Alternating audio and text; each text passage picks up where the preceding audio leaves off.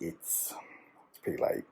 Um, Today I buried my mother, and I have to admit, like, I've been wanting to record something all day, but I've avoided recording something because it was a day of mixed emotions. Like, one minute I was anxious because I had to do the eulogy. Other times I was laughing when I was with everyone in the car going to the church. Other times I was uncomfortable. Then there were times when I just wanted to cry. So it's sort of telling me that there's a lot of stuff that I haven't processed yet. Going to the church today was quite good. Like, I did the eulogy, and it was quite a nice experience. Like, I got lots of feedback from everyone. I put a lot of effort into writing the eulogy, to be honest. Like, I wanted it to be a celebration of my mum's life, so I called it a love song to my mum. And I spent a lot of time just finding details that I could share with the people at the mass, at the funeral, about mum's life. Because mum didn't really do anything special in her life. She was just a housewife. Not saying there's anything wrong with that, but she didn't have any major stories. Like, her main best friends in her life were her family, and so she didn't have any friends except for her sisters or brothers. She had us. So they were the things that I had to look for, those simple things in her life. And what I discovered when I was putting it together is that my mum actually, she always gave unconditional love, which is a beautiful thing. The thing that I find weird is that I still don't believe that she's dead. I think that she's going to just rock up any minute. And I think it's because I haven't actually had a situation where I've needed her. Like, it's been so busy leading up to the funeral. And, when it's, busy, you sort of get distracted. But secondly, she was in hospital for like 3 months. So I've been used to not having her at home. So it's when I need her, or when I want to talk to her, pick up the phone or go and see her, and when I really need to do that and know that she's not there, that's what's I think it's going to be hard. When I was doing the eulogy, there's a person in my family who looks like my mum. I kept looking at her, and that was really, really tough. And the part of funerals I don't like, and it probably was harder because it was my own mum, was the part at the cemetery when they put the body into the grave and you watch the coffin go down. I personally don't want to. I don't like going to that in general, and I couldn't get out of not going to my own mum's, but that was really hard. And then I didn't realise that after the body goes into the ground, every single person that's there comes to give their condolences to you. So it's sort of like a line of people coming to shake your hand and to say they're sorry, and you hear this sorry over and over again. And it's so weird because there's people you don't know, because there was about 250 people at the funeral, and there were people I don't know, and they were talking as if they know me because they knew me because I did the eulogy. So it was this surreal feeling, and about 7 or 8 times I just wanted to run away. I just wanted to run away and go and hide. And again, this is why it's important to talk about this on something like this blog, because we don't really have it. We don't have a way of being in regards to our emotions. Like, I have to admit, I'm really proud of my dad, because my dad he just cried if he wanted to cry, and he just yelled and screamed if he wanted to yell and scream, and he let all his emotions out, which is really, really good, because normally my dad's quite cold or quite straight-laced. So he obviously felt those emotions quite heavily. Okay, I want to go to bed because it's 2 o'clock. I should have gone to bed earlier, but I'm having trouble sleeping at the moment. But there'll be a few more videos, I guess, leading up to the end of this Understanding Grief series. I think when I look at some of the footage, I think it's really good putting it all together and getting you guys to have a listen and have a think what you think, because I am really adamant to try and find a way or a solution for us all to find a better way to talk about grief. Like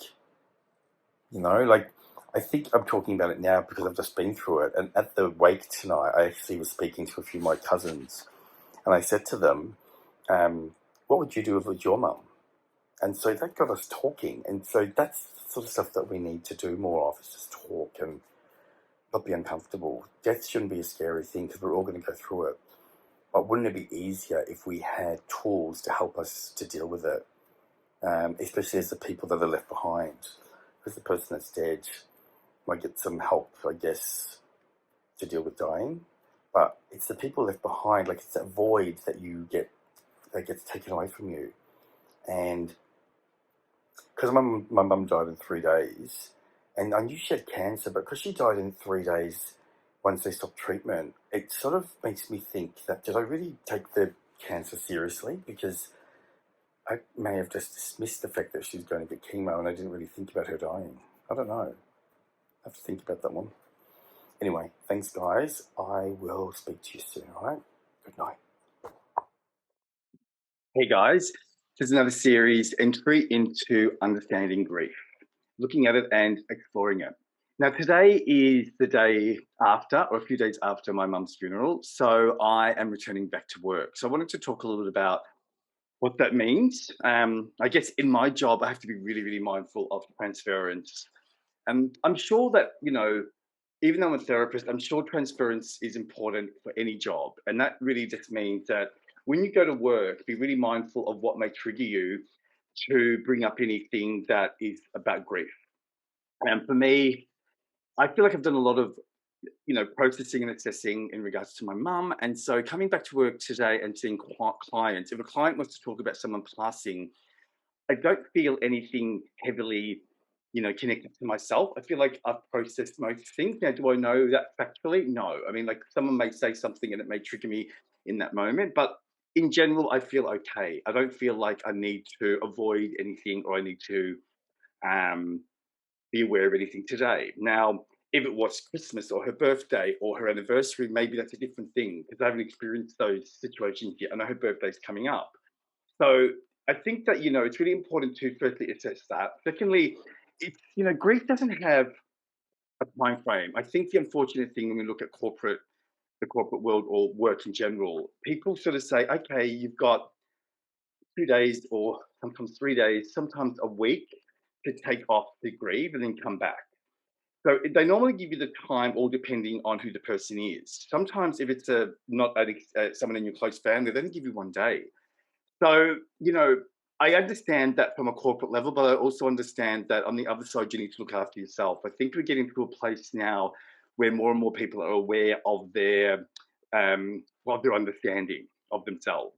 So they need to have time. They understand that, and they will take that time. So if you need time because you feel like you're a bit down or depressed, be mindful to actually take that time out and ask your boss or your employee to give you some time. Because going back to work can actually be damaging. you know, there's things that you need to be looking at this point in regards to the grief process. Are you eating? Are you sleeping? Are you getting enough opportunities to talk about how you're feeling rather than bottling it in? Do you feel that you're detaching? Because even though for me personally this is very fresh, the problem is that we don't want to confuse grief with depression, and we don't want to confuse depression with grief. Grief is a separate identity. It's the natural humanistic feeling of actually grieving or saying goodbye to someone that's left. Well, depression is more a detachment from your own life. Okay, so depression may be formed from grief, where someone's lost someone, and then they don't understand how they can bring their own life into the perspective, and so they go into a depression.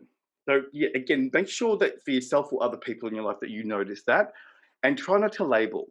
The biggest thing is that people tell people it'll be right. Come on, you can get on with it, move on. I don't think that's very fair.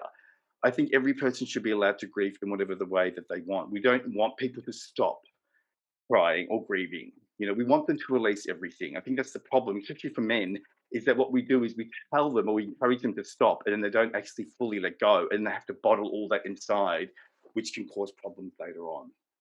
So it's my first day back at work. Wish me luck, and I'll check in with you down the track as we continue this journey through grief. Bye. Hey everyone. I thought I would give you another post. It's my first day back at work, And to be totally honest with you, I'm feeling really emotional today. Like I'm feeling like I'm going to cry right now. It's funny how the emotions sort of get bottled up and then come up.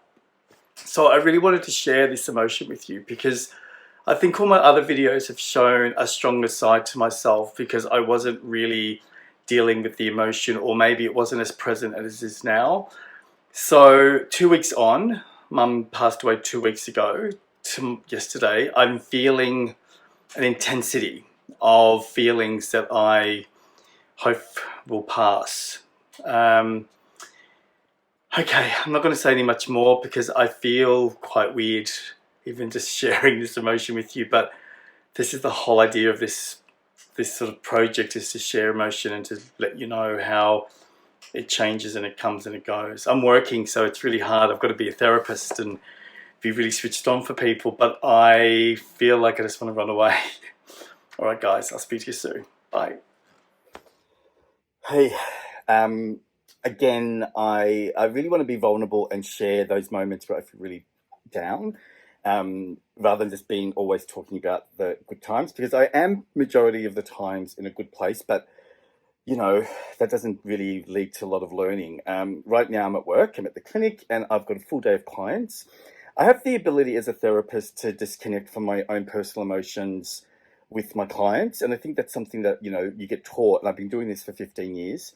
When it comes to this subject matter, like, you know, someone that you really love, it could be a partner, a friend, in my case it's my mother, it does bleed into you. I mean, like, I am still professionally able to disconnect and not cry or anything in front of my client, but there seems to be like a fog around my head. And last night was probably the first time that I've had a good sleep in 3 weeks. But I feel tired because I have had a good sleep. You know, when you sometimes let the adrenaline go down. So that's been in place. What's been playing on my mind lately is triggers, because we're coming up to Mother's Day and my mum's birthday in the next month or so. And so that makes me a little bit uncomfortable. The biggest one is Easter, because at Easter we do, like, we have this tradition where we make, you know, food a few weeks before as a whole family. I don't participate, but I watch. But, you know, aunties come over and my mum and everyone used to cook and make it. And it's a really fun celebration. And we eat all of that during Easter and we give it to other people, like ravioli and stuff like that. So this year, my brother wants to still do it, but I don't know if I'm emotionally ready to actually to do that. You know, like, I feel it's still a bit raw. So I don't know how I'm going to handle that. The other thing is, and please don't think I'm crazy, is that I've noticed that I've been talking to myself when I'm talking to mum, like in the car or in the shower, and I simply ask questions like, what do you think? Should I do this? Should I do that? And again, it just soothes me. I don't really get an answer, but I feel there's a need for me to talk because mum and I used to be very, very big talkers. You know, we'd share a lot of stuff together. I'd tell her everything. So even now telling you this, I can feel a part of me that wants to vomit. So that's what I get as a symptom. It's not an anxiety, it's a vomit. I feel sick in the stomach thinking about the fact that she's not there. But yeah, I know time will fix that. And I know that she's part of me and around me still. So talking to her might be good. It's just hard to comprehend it all and make sense of it. And for those who have lost a parent, you may understand what I mean. I mean, I've lost a lot of people in my life, a lot. You know, I've come from a big family. I've got, you know, clients that have passed away. I've got friends and family members, but this is different. I've not experienced anything like this before.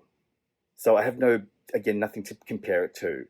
I don't feel like sad. I just feel this weird new feeling that I can't even give you a name for.